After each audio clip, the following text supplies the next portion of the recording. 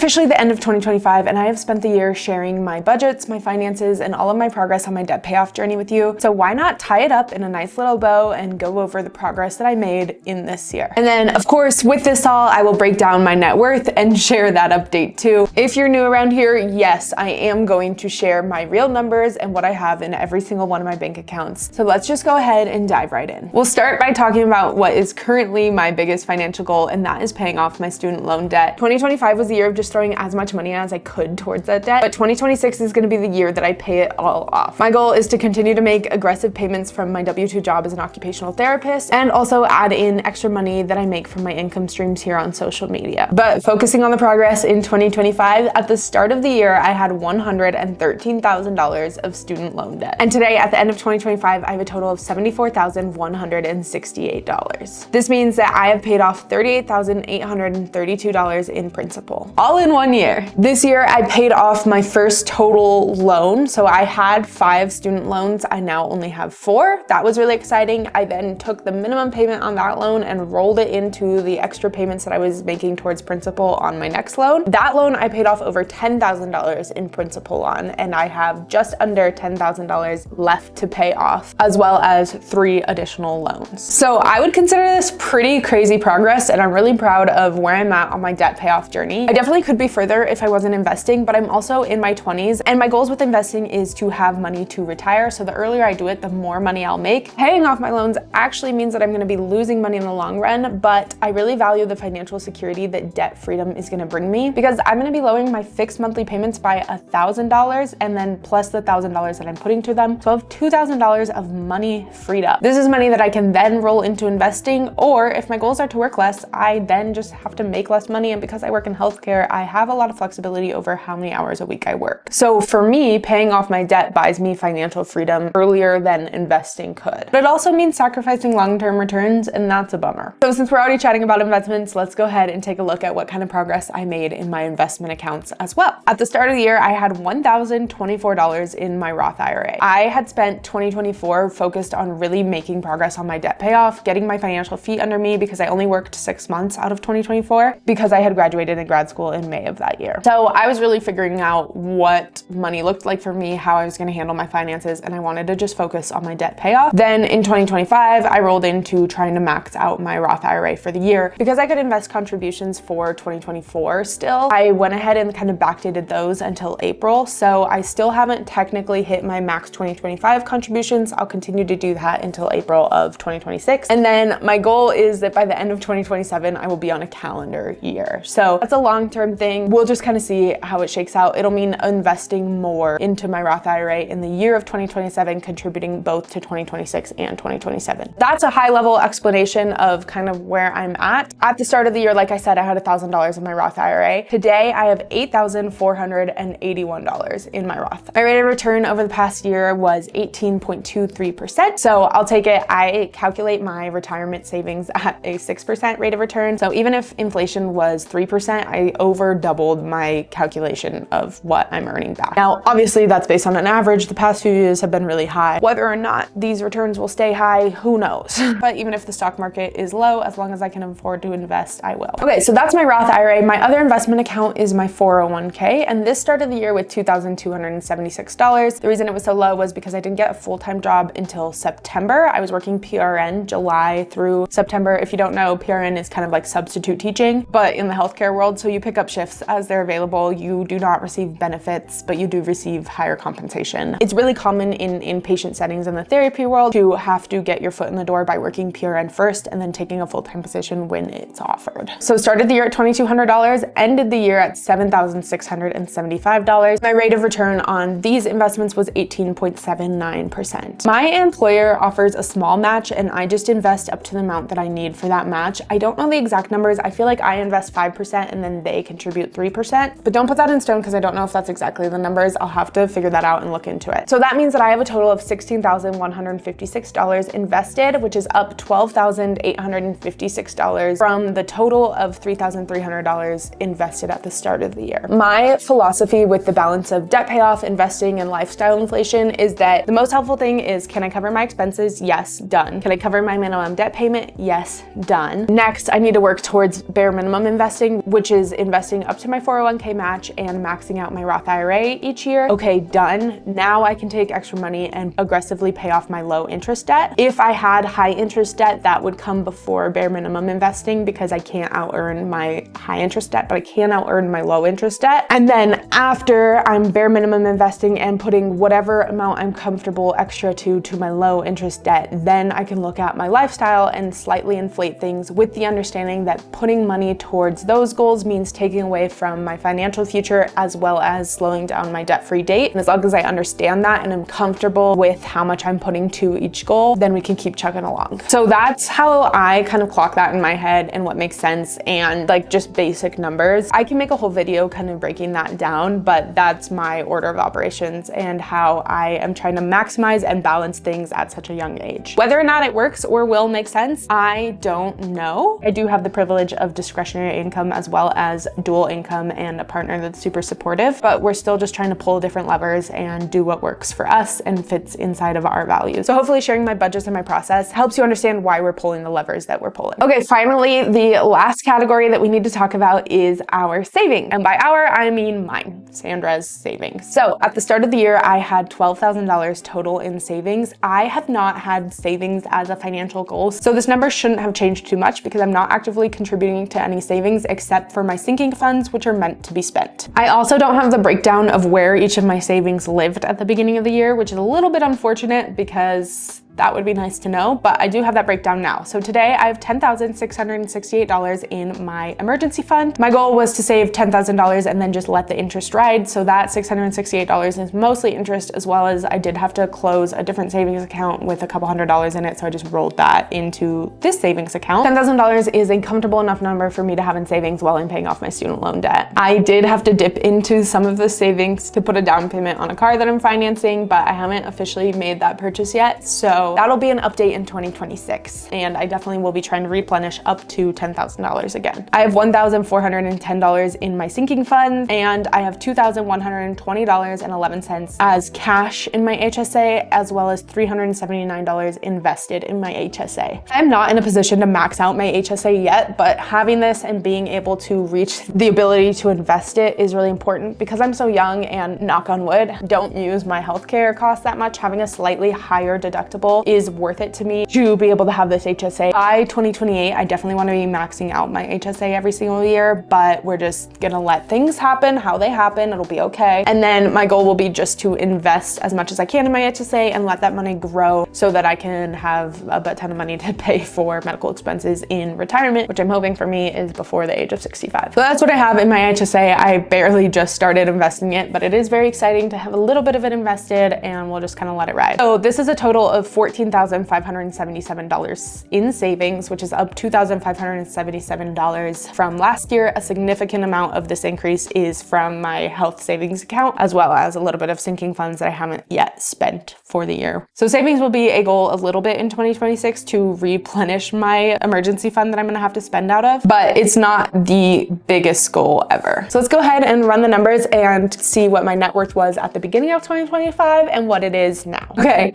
at the beginning of 2025, my net worth was negative $97,700. Today, at the end of 2025, my net worth is negative $45,401. So that means my net worth is up $52,299 in 1 year. Almost 40 grand of this is from paying off my debt, so that feels like really good progress, and I am excited for my debt number to be zero because then my net worth will just be going up from investments and the returns on investments, and that'll just happen a lot faster than paying off debt will. As always, you guys were a pleasure to have here for this video. I'm very excited with what I was able to do this past year, and I feel so in control with my money. I feel like I've spent it really wisely. I live a very rich and full life. I ski, I travel, I hike, we go camping. Overall, I'm very happy with how I have used money as a tool towards my financial goals as well as a full life. So I think I might be doing something right. Follow along to see if I am. I'll see you guys in the next video.